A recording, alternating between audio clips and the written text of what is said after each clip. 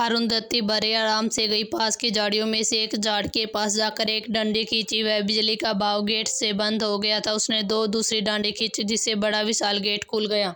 अरुंधति यानी कि नैना के अंदर जाने वाली सभी बाधा को आराम से पार कर रही थी। एक बड़े से हॉल के अंदर एक बहुत ही शानदार कुर्सी पर जाकर बैठ गई। उसके बैठते हुए कुछ ही देर हुई थी कि चारों तरफ आदमी जो एक खास तरह के बैज लगाए हुए थे सामने आकर खड़े हो गए। वह हैरान होकर नैना को देख रहे थे जो एशियन टाइप के कपड़े पहनकर एक पैर पर एक पैर चढ़ाई हुए कुर्सी पर बैठी हुई थी। आंखों में लाली लिए हुए उन सबको देख रही थी। वह हैरान हो रहे थे, ये कौन है। बिल्डिंग में आने का रास्ता सिर्फ राजकुमारी नैना को पता था। तभी उसमें से 4-5 जो देखने में बहुत ही बिजनेसमैन लग रहे थे वह तेजी से अपना पसीना साफ करते हुए अंदर आए।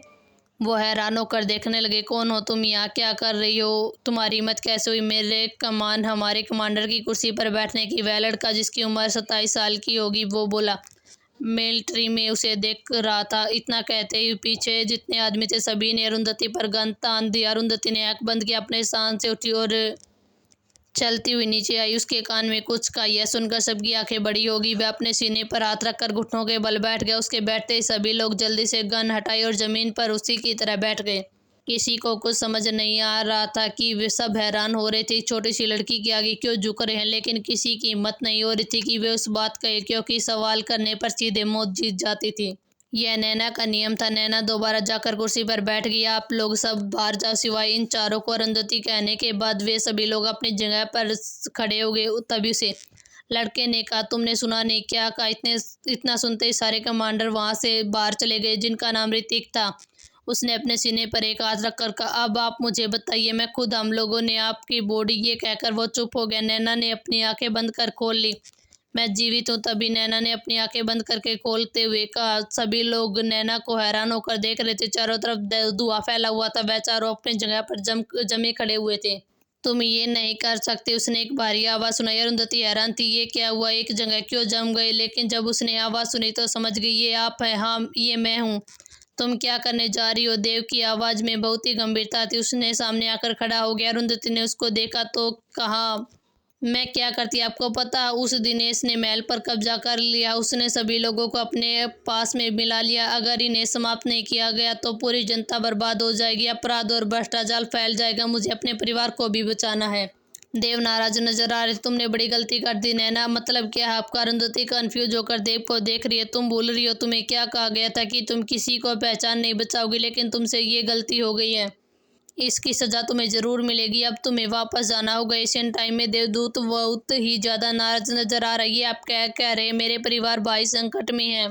देवदूत ने उसकी बात न सुनकर हाथ घुमाया। अरुंधति अपने कमरे में थी। देव, ये आप क्या कर रहे हैं, मुझे जाने दीजिए, मेरा परिवार संकट में है। देवदूत ने कहा, आपने बड़ी गलती कर दी। आपको इनके लिए ईश्वर ने दंड देने का सोचा है, इसलिए आप दंड के लिए तैयार हो जाइए। राजकुमारी, उसकी बात सुनकर अरुंधति की आंखें बड़ी बड़ी हो गई। जल्दी सारे राज खुलने वाले हैं। जल्दी पता चलेगा उन लोगों ने इतना बड़ा षड्यंत्र क्यों रचा, क्यों वह अरुंधति से नफरत करती थी। आप लोगों को बताना चाह रही हूँ कि 3 पार्ट्स आएंगे, इसके बाद कहानी खत्म हो जाएगी। देवदूत की बात सुनकर अरुंधति की आंखें बड़ी बड़ी हो गई। आप ये क्या कह रहे हैं। अरुंधति अकला रही थी। देव ने अपना हाथ घुमाया। अरुंधति को अपनी उंगली ठंडी महसूस हुई। उसने अपनी उंगली की तरफ देखा तो अंगूठी गायब हो चुकी थी।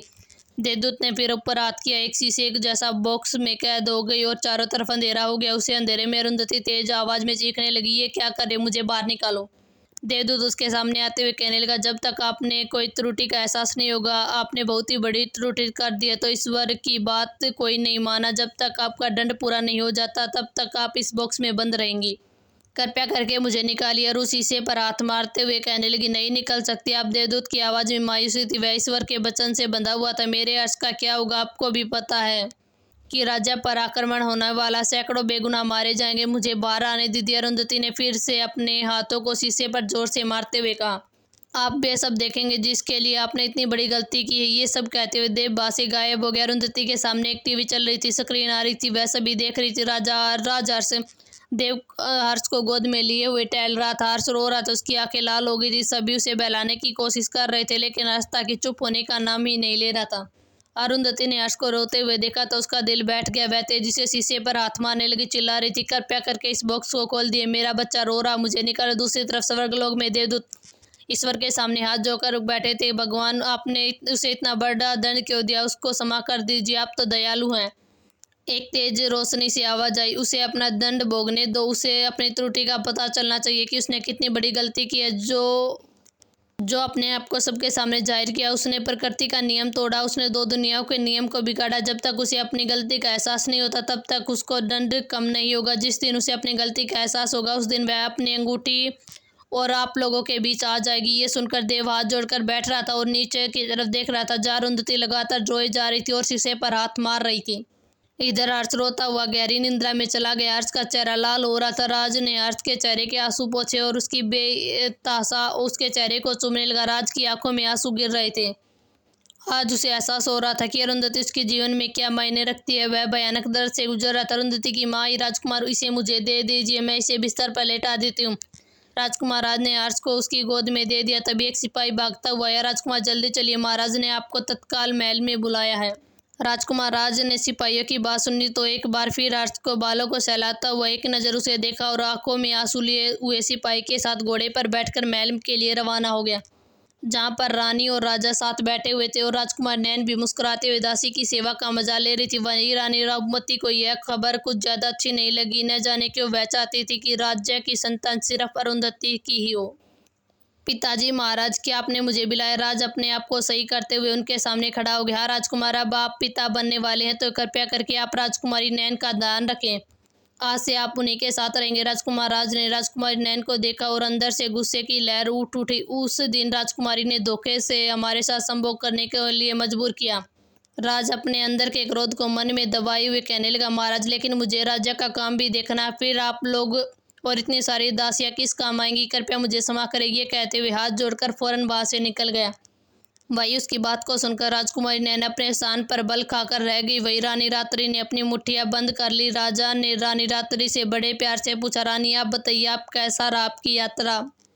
हमारी यात्रा और तपस्या दोनों ही बहुत ही अच्छी रही महाराज। हम दोनों ने ही राजा की भलाई के लिए मैं वहाँ बहुत ही प्रार्थना दिखाई, मेरी प्रार्थना रंग लाई।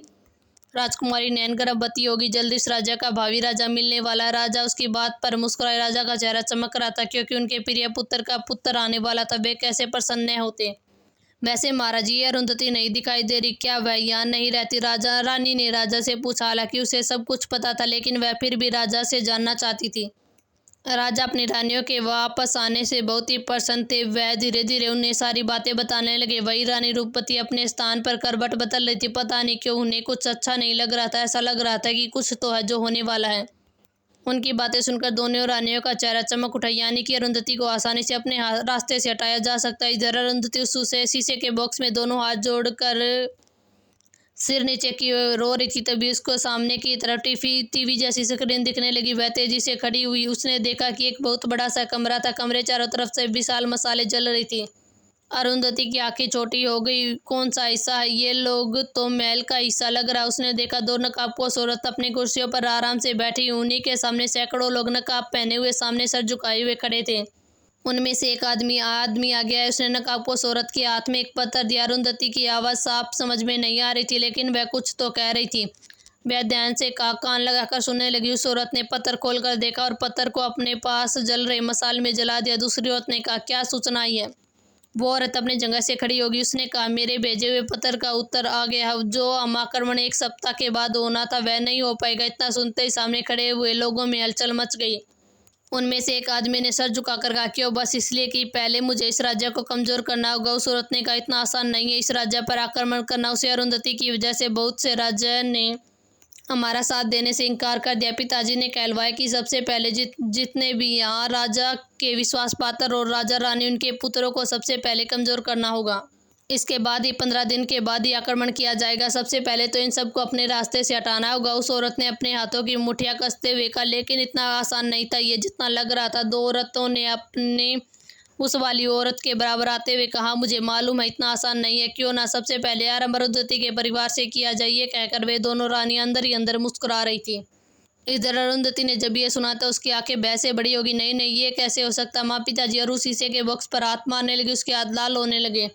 इसके बाद उसके हाथों से खून निकलने लगा लेकिन वह लगातार शीशे पर मारे ही जा रही थी। उसे बहुत ही संकट आता हुआ दिखाई दे रहा था, जो सबसे पहले उसके परिवार को ही निकलने के लिए खड़ा था।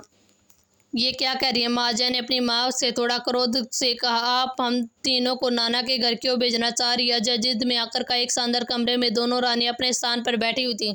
अजय, विजय और उनकी बहन उनके सामने खड़े हुए अपनी माँ को मनाने की कोशिश कर रहे थे। बस विजय, तुम तीनों को कल अपने नाना के राज्य जाना होगा, रानी ने बड़े प्रेम से अपने दोनों बेटे को देखते हुए कहा।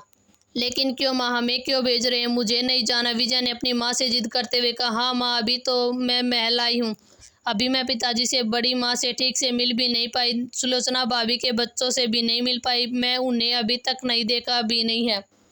आप क्यों मुझे दोबारा भेजना चाह रही हैं? मैं नहीं जाऊंगी। ये कहते हुए अपने पैर जमीन पर पटकने लगी। बस बहुत हुआ, तुम तीनों यहाँ से कल प्रस्थान कर रहे हो। रानी रात्रि उनकी बातों से आप प्रसन्न हो गई। नहीं माँ, मैं नहीं जाऊंगी, विजय ने जिद करते हुए कहा। विजय, रानी रात्रि तेज आवाज में चीखी। जय विजय और उनकी बहन हैरान होकर अपनी माँ को देखने लगे। आज तक उनकी माँ ने कभी उनसे ऊंची आवाज में बात नहीं की थी, लेकिन वो आज उसने ऊंची आवाज से बात कर रही थी और वो नाराज भी दिख रही थी। माँ, वे दोनों एक साथ बोले। रानी ने अपनी आंखों को बंद किया और अपने क्रोध को अंदर शांत करते हुए कहने लगी।